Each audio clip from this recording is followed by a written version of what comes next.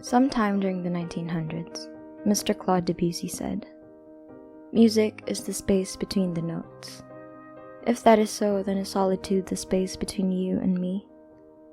What are spaces? What is that seemingly vacant three-dimensional point between you and me and everything else in the world? Is it really empty?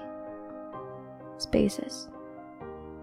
Let's abandon all the laws of physics and astronomy, and whatever scientific maxims and physical improbabilities there are that lay out roughly 10 million reasons why it is impossible for us to simply stretch out our hands a little and touch the sky.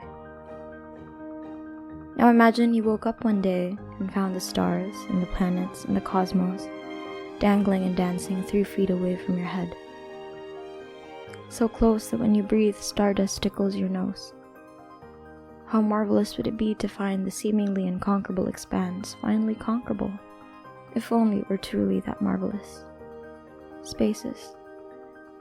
It is the spaces between humanity and the stars that make the universe's infinitude an ungraspable paradox, compelling even the ordinary to look up and see its own origins in the starlight. It is these spaces that subtly create a sense of balance in a painting. It is the natural art of separation that makes the heavens heavenly, and it exists between you and me, and that is why these spaces are not really empty. Like all human experiences, separation is a varying hue of colors. For some, it is sitting at the family table with familiar faces inside a house you cannot call home. For others, it is waking up each day and cradling a void where genuine relationships ought to be. Because instead of nurturing authentic human connections, we would rather build around our loneliness a wall of social media facades, booze, and quick-fix solutions that do more harm than good. Why are we so afraid of being alone?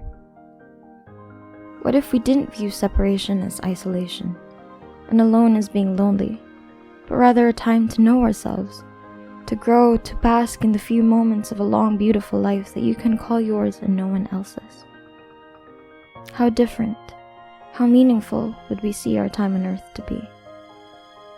My dear, it is the spaces between you and me, the natural art of separation that makes our relationships with ourselves and with others more profound and more precious, because it is in these spaces where we find ourselves.